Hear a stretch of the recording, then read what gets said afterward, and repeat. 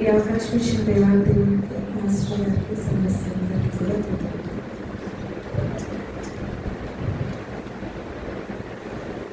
సాక్షి ఇవ్వడానికి పిలిచారు. కాకపోతే సాక్షి చెప్పడానికి నాకు చాలా భయం అండి, ఎందుకంటే నేనేమి మర్చిపోతాను అని.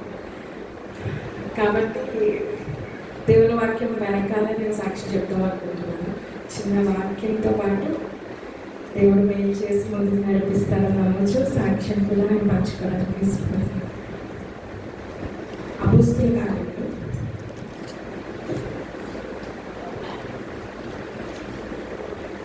12వ అధ్యాయం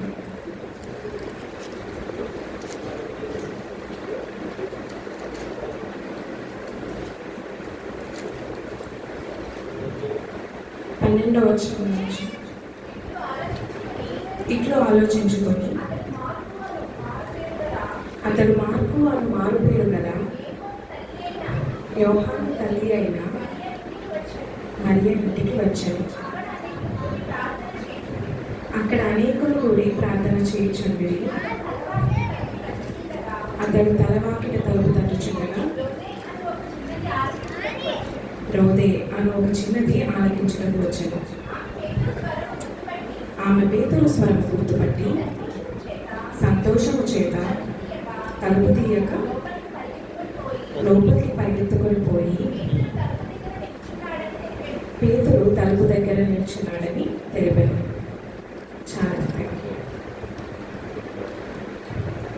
వాక్యం నుంచి ఇంకా మనం చాలా వర్సెస్ నేర్చుకోవచ్చు అండి. ఎందుకంటే నేను ఏం చెప్పినా దేవుడి పేరు బట్టి బైబిల్ వాక్యాన్ని బట్టి నేను చెప్పడానికి ట్రై చేస్తాను. కాకపోతే నేను వాక్యాలు చెప్పేస్తాను, ఎందుకంటే సమయం చిన్నప్పుడు మనం అందరం వినే ఉంటాము ఒక కథ విశ్వాసం గురించి చెప్తూ.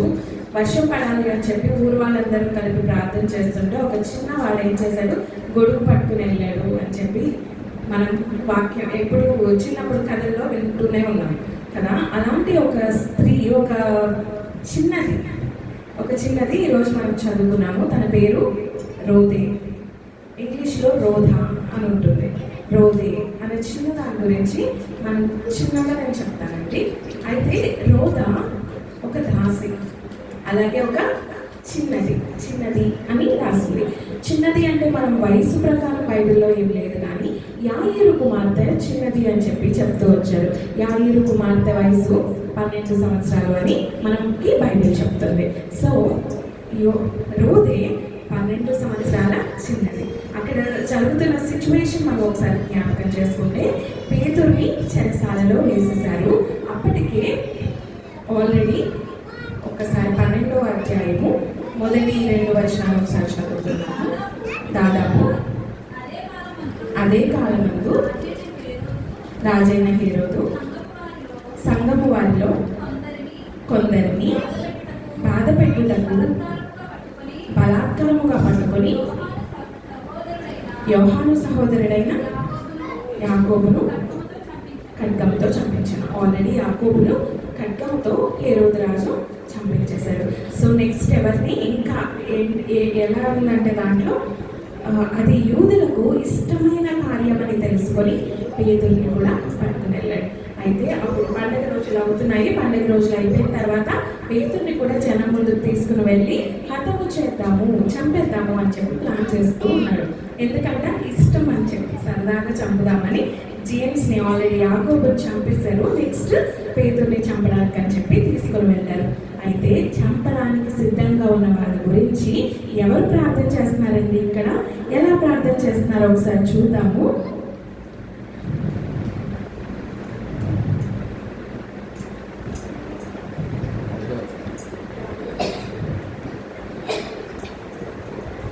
సంఘమంతా కలిపి ప్రార్థన చేస్తున్నారండి.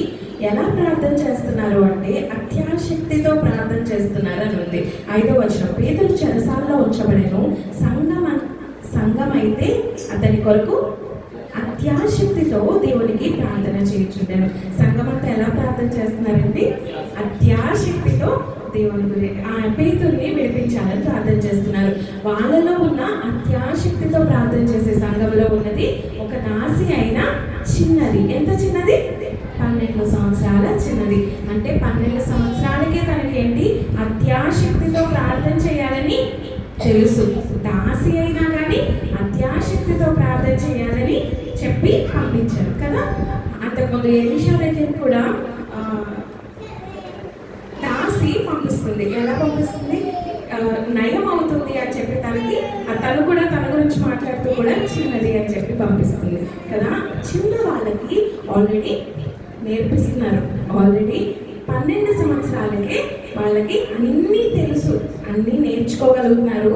దేవుని కొరకు అత్యాశక్తితో ప్రార్థన చేయగలుగుతున్నారు. మమ్మల్ని కూడా మమ్మీ వాళ్ళు చాలా చిన్నప్పటి నుంచి, నేను 5 years ఓల్డ్ అప్పటి నుంచి కూడా, 5 సంవత్సరాలప్పటి నుంచి కూడా సండే స్కూల్లో ఏంటి, లేదంటే దేవుని కంఠస్థ వాక్యాలు చెప్పడంలో ఏంటి, ప్రార్థన చేయడంలో ఏంటి, నేను భయపడుతూ ఇప్పటికీ కూడా నాకు చాలా భయం అండి. ఇక్కడికి వచ్చి నుంచోగానే చేయడం దొరికాయి. అప్పటికి ఇంకా భయపడుతూ ఉండే కదండి. వెళ్ళు నుంచో మాట్లాడు అని చెప్పి భయపెట్టో, లేదా అమ్మ అయితే ఒప్పించో, డాడీ అయితే కాళ్ళను కొట్టి తిట్టి పంపించి చేయించేవాళ్ళు అనమాట మాతోటి. నాకు కానీ తమ్ముడికి కానీ చిన్నప్పటి నుంచి కూడా మమ్మల్ని ఎత్తుకుని కూడా ప్రార్థన చేయడం నేర్పిస్తూ వచ్చారు. అలాగే ఈ విషయం నేను ఖచ్చితంగా చెప్పాలండి. మా అత్తయ్య గారు వాళ్ళ ఫ్యామిలీ గురించి మాట్లాడుతూ, అత్తయ్య గారు వాళ్ళు చాలా చాలా చాలా చాలా ప్రేయర్ఫుల్ ఫ్యామిలీ అనమాట. అత్తయ్య గారు వాళ్ళ అమ్మగారు, మా నాన్నమ్మ గారు, ఆవిడ PHLగా చేస్తున్నారు. అంటే ఒక చిన్న డాక్టర్ అనుకున్నాను. ఆవిడ ఎక్కడికైనా డెలివరీ చేయడానికి వెళ్ళినప్పుడు, అంటే ఎవరికైనా తెలుసు కదా, డెలివరీ చేయడానికి వెళ్ళినప్పుడు ఆవిడకి 3 ఆడపిల్లలు, చిన్న చిన్న పిల్లలైనా కానీ వాళ్ళని కూడా తీసుకెళ్ళి, అప్పట్లో మా నాన్నగారు అంటే అప్పట్లో ఇంటి దగ్గరే డెలివరీ చేస్తూ ఉండేవారు. వాళ్ళని పిల్లల్ని బయట, గుమ్మం బయట నుంచో కూర్చోబెట్టి లోపల డెలివరీ అవుతున్నంత టైము కూడా బయట ప్రార్థన చేస్తూ ఉన్నానమ్మా అని చెప్పి పిల్లల్ని కూర్చోబెట్టి లోపలికి వెళ్ళి డెలివరీ చేస్తూ ఉండేవారంట. అలాగే మాకు కూడా మమ్మీ వాళ్ళు చిన్నప్పటి నుంచి మేము చేస్తున్న ప్రతి పనిలో కూడా ముందు దేవుణ్ణి పెట్టుకొని ప్రార్థన చేస్తే మనం కార్యం మొదలు పెట్టాలి. ఏ కార్యాన్నైనా కానీ మనం దేవుడు ముందు పెట్టుకొని ప్రార్థన చేయాలని నేర్పిస్తూ వచ్చారు. అలాగే ఇక్కడ దాసి కూడా అత్యాశక్తితో ప్రార్థన చేస్తుంది. ఎవరి గురించి ప్రార్థన చేస్తుంది? అతని యజమానికి ఫ్రెండ్ అనమాట కదా. మార్క్ వాళ్ళ ఇంటికి వచ్చారు కదా. ఇట్లా ఆలోచించుకొని అతడు మార్కు అని పేరు కదా, యోహాను తల్లి అయిన మరియ ఇంటికి వచ్చాను. వాళ్ళిద్దరికి సంబంధం ఏం లేదు. కాకపోతే మార్క్ ఇంటికి పేతురు వచ్చినప్పుడు మార్క్ ఇంట్లో దాసి ఎవరు? రోదా వాళ్ళ యజమాని కదా. యజమాని గురించి మనం ఎలా ఉండాలి? ఎప్పుడు కూడా మనం చేస్తున్న ప్రతి పని యజమానినండి. ఇప్పుడు నేను గవర్నమెంట్ జాబ్ చేస్తున్నాను, నా గవర్నమెంట్ పైకి ఏది ఉన్నా కానీ వాళ్ళు కరెక్ట్గా పాలించాలి, వాళ్ళు కరెక్ట్గా ఉండాలి, వాళ్ళకి మంచి జరగాలి అని ప్రార్థన చేయడం మన బాధ్యత. అలాగే మనము ఏదైనా వ్యాపారమే చేస్తున్నాం కానీ వస్తున్న కస్టమర్స్ మంచిగా ఉండాలని ప్రార్థన చేస్తాం. ఏదైనా డాక్టరే చేస్తున్నారు, పేషెంట్ మంచిగా ఉండాలని ప్రార్థన చేయాలి. ప్రతి ఒక్కరి గురించి కూడా మనము ప్రార్థన చేయాలి. మరి ముఖ్యంగా మనం ఎక్కడైతే వర్క్ చేస్తున్నామో వాళ్ళ ఆనందం గురించి, ఆనందం అని కూడా అక్కడ ఉంది. ఆనందాన్ని తట్టుకోలేక తను లోపలికి వెళ్ళి చెప్పిందంట.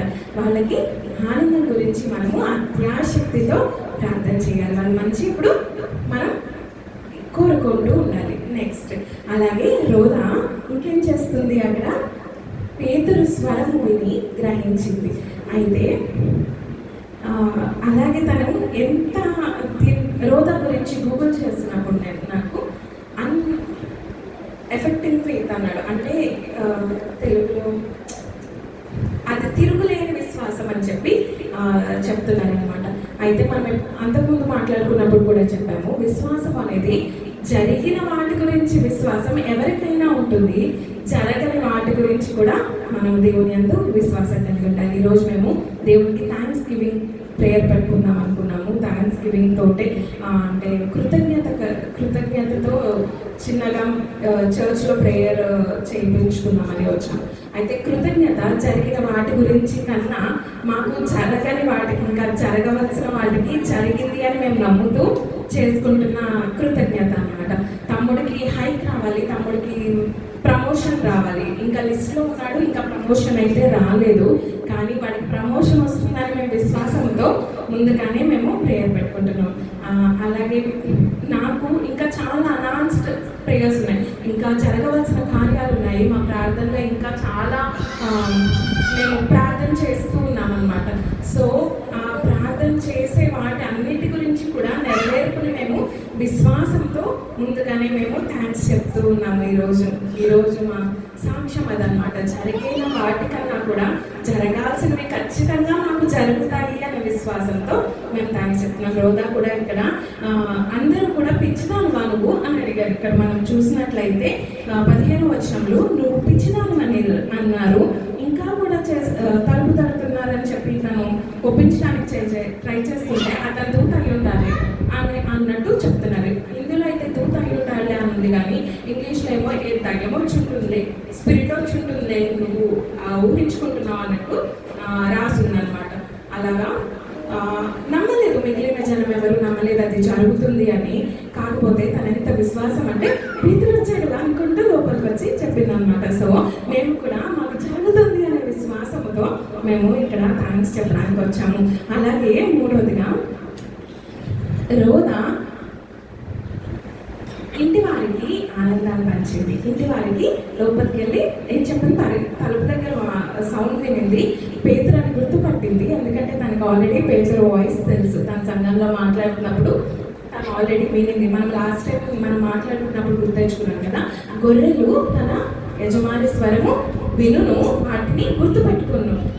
యజమాని కాకుండా ఇంకెవరైనా వస్తే ఏం చేస్తాయి, గొర్రెలు పారిపోతాయి కదా.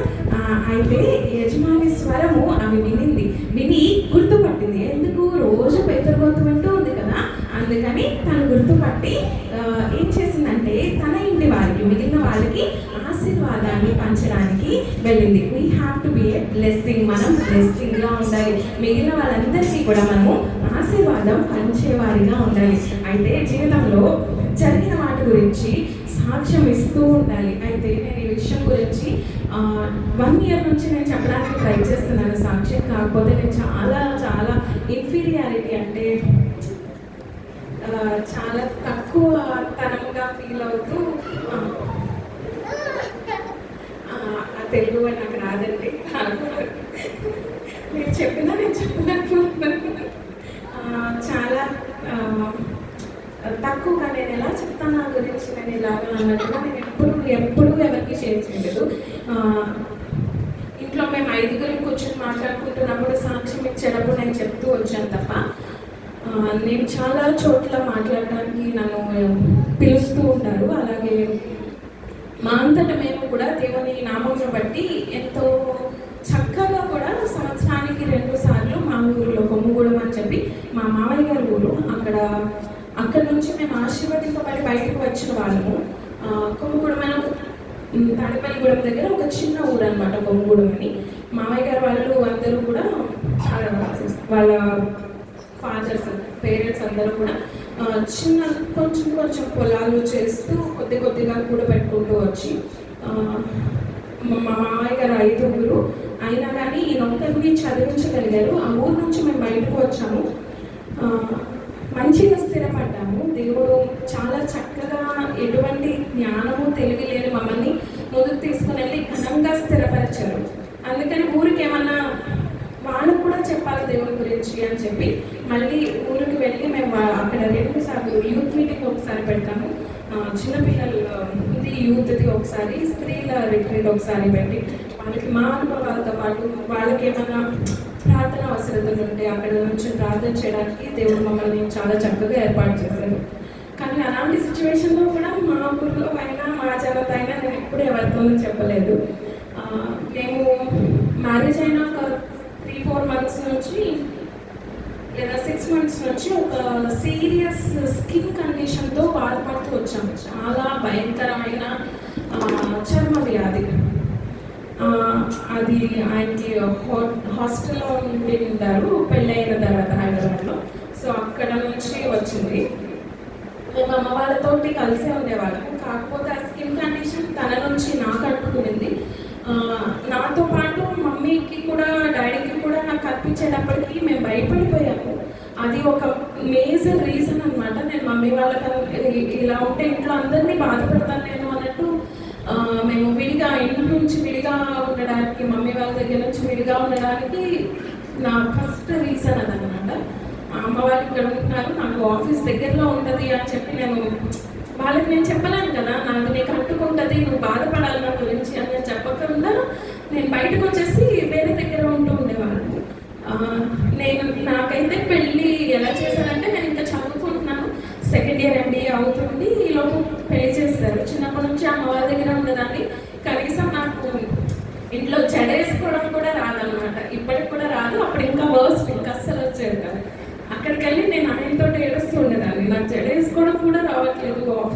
వెళ్ళను అని చెప్పి.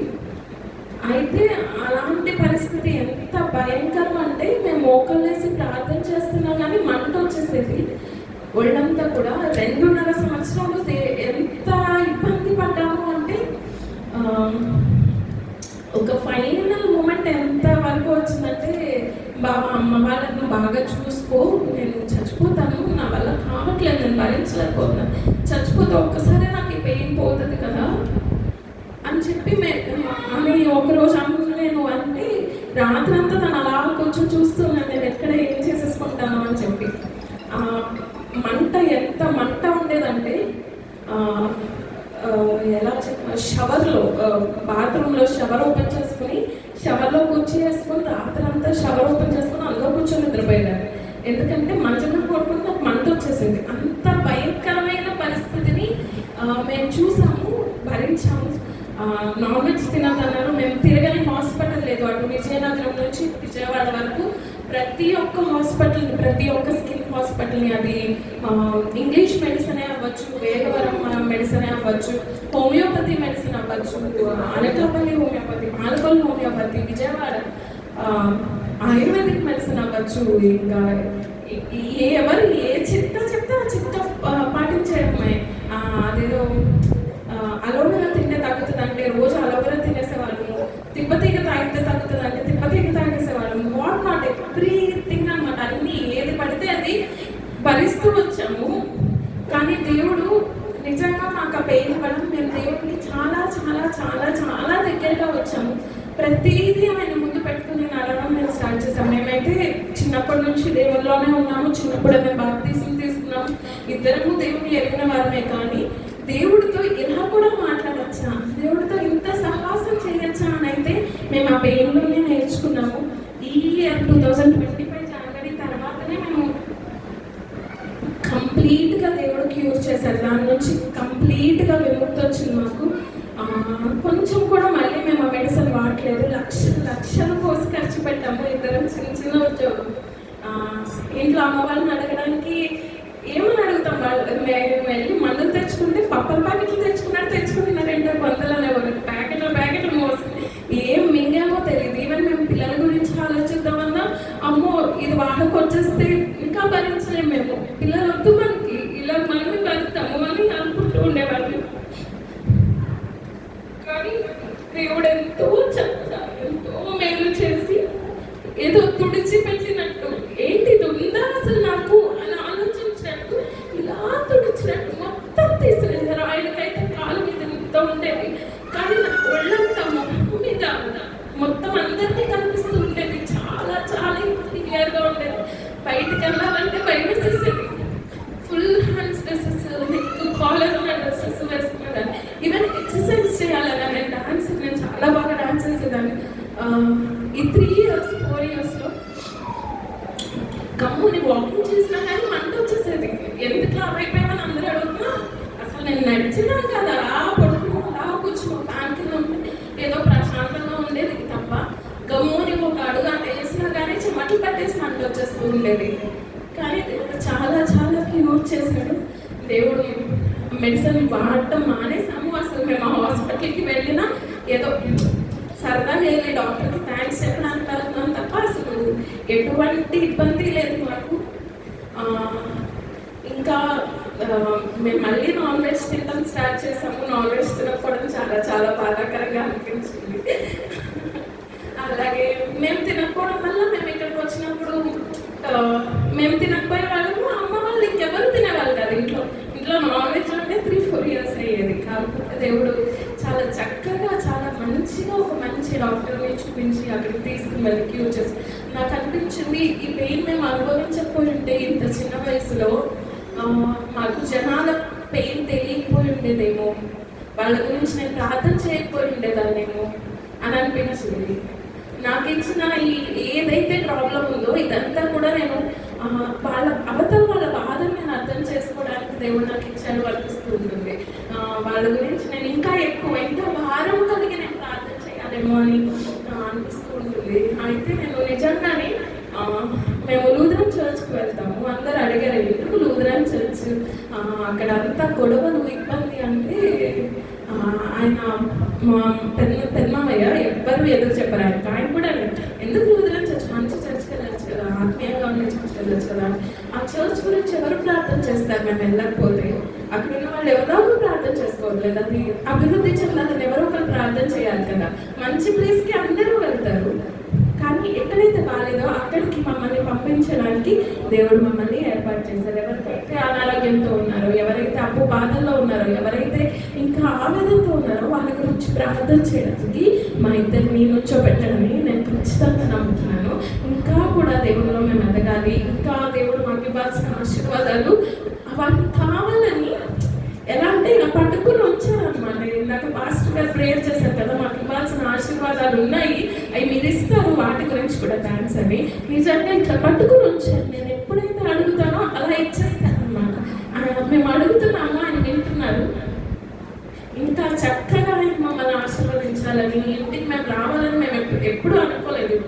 నేను పుట్టినప్పుడు కట్టారంట ఇల్లు, ఇది పాడుపడిపోయినట్టుగా ఉండేది. మేము ఎప్పుడైనా అటు నుంచి ఇటు నుంచి వెళ్తున్నప్పుడు చూసుకొని వెళ్తుండేవాళ్ళం. అలాంటి దేవుడు తీసుకొచ్చి ఇంట్లో పెట్టాడు మమ్మల్ని.